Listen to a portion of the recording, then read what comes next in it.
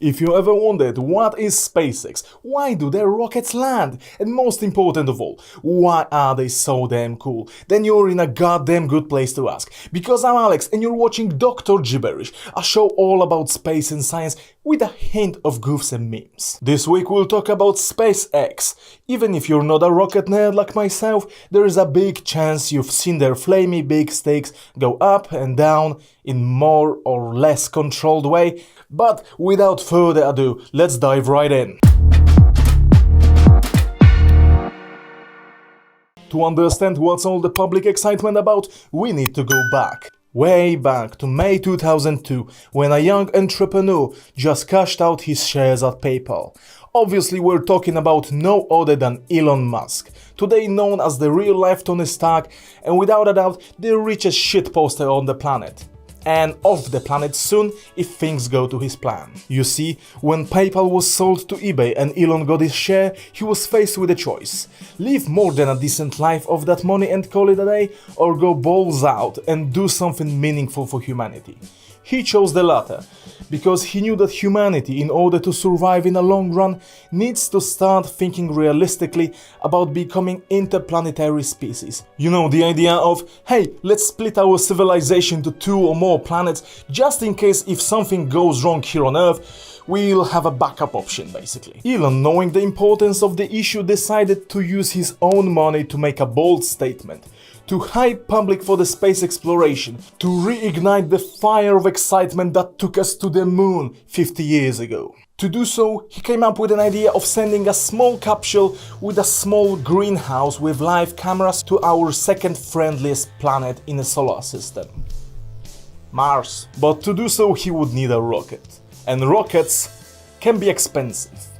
Very expensive. So he turned to Russians in an attempt to buy something cheap. But Russians, to word it kindly, they didn't really take him serious. At this point, every sane person would just give up. But not Elon. Knowing there is no way to get a rocket within his budget, Elon got his hands on some basic rocketry books, and from the ground up, he learned all by himself everything he needed to know about rocket science to make his own rocket. And in the same year, 2002, SpaceX was founded. At this point it became apparent to Elon that he can do much more for humanity than just sending a message. He realized he can send people to space, to Mars and beyond. Fast forward through development process and first 3 failed launches of his baby rocket FALCON 1 and we're at 4th launch attempt. Literally everything was on the stake, all of investors' money and all of Elon's private funds. If that flight fails, everything will be lost. On September 28, 2008, 4th launch of FALCON 1 took off. And it reached its target orbit. I think the ground control chatter shows the best how laid back these chaps are, even when all their jobs and money were at stake. Has completed shutdown. That's Zika. That was easy. With proven rocket design, SpaceX then managed to get a contract from NASA for commercial resupply missions to the International Space Station and managed to get funding for development of their workhorse, FALCON 9, which you might already know for its very distinct feature: reusability. You see, the reason why rockets are so ridiculously expensive is because most of the times they are single use only, and whenever an empty stage is discarded from the stack, it just burns up in the atmosphere or crashes into the ocean. If you want to learn more about rocket stages and how things get into orbit, please make sure to check out one of my previous episodes where I explain how orbital mechanics work and how things get to space. But back to SpaceX. To understand their views on reusability of spacecraft and to get the general concept of it, imagine that whenever you wanted to fly somewhere, you'd have to buy a dedicated plane just for that journey, which would be scrapped afterwards. That alone would shoot the prices of tickets up to hundreds of thousands of dollars per seat, which wouldn't really make sense, would it? Rapid and reliable reusability is the reason why plane tickets can be as low as couple $100, because they have to cover only fuel and basic maintenance without the need to discard the whole vehicle after every use. And that's exactly what SpaceX does with their rockets, and to be specific, with the first stages of their FALCON 9 rocket. Quoting their website, SpaceX's FALCON 9 rocket currently carries a list price of about $54 million. However, the cost of fuel for each flight is only around $200,000, about 0.4% of the total cost. Views of a 10-story tall rocket booster landing vertically can be mind-blowing alone, but there is more than just that makes SpaceX so amazing. It's their development process. But to appreciate it better, first we need to understand how a standard rocket design process works. Because we're talking about $60 million vehicles, most of aerospace companies stick to a very careful and cautious approach. They spend years drawing the blueprints, carefully calculating everything, and commissioning experienced and expensive as hell companies to manufacture key components. Generally, everything gets tested 20 times while it's still on paper and 40 times before and after any component is even built, before anyone even thinks about test flights. For our best example, you can take a look at SLS, Space Launch System, which was supposed to replace the Space Shuttle when the program was retired back in 2011. And in over 10 years they managed to, well, build one rocket that hasn't even flown yet. But when it flies, it has a very good chance of performing just as expected because everything was pre-calculated down to a millimeter, tested in all sorts of simulations for years, and construction parts were delegated to dozens of companies spread across the US, which guarantees every part is done to a highest standard. But it has a little downside to it.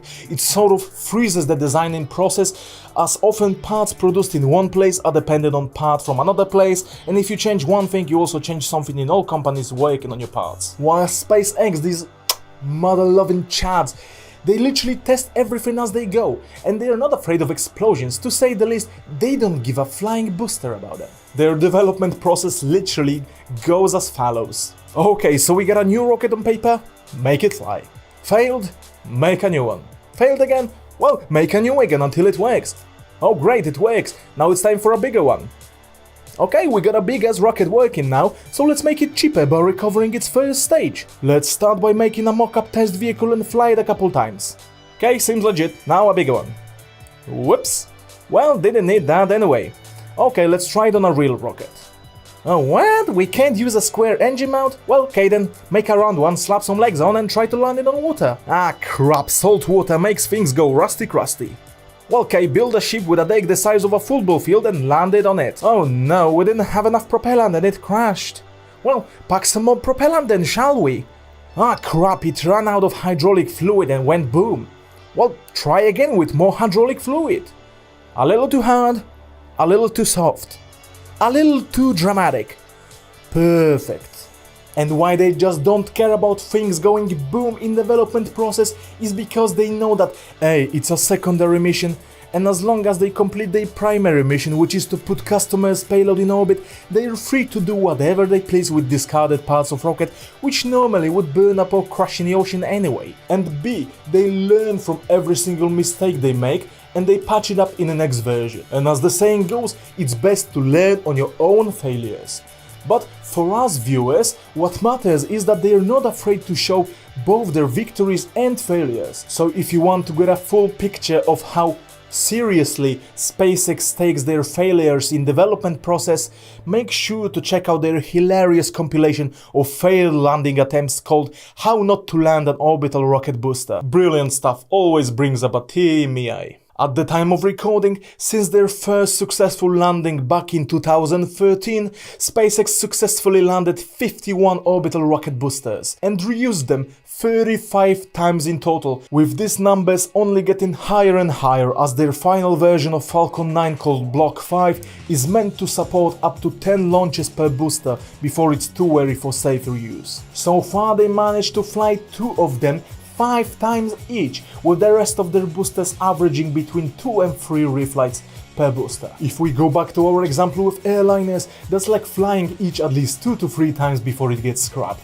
Still not ideal, but good enough to slice the ticket price by the factor of 3. Once again, they could just call it a day and enjoy easy profits.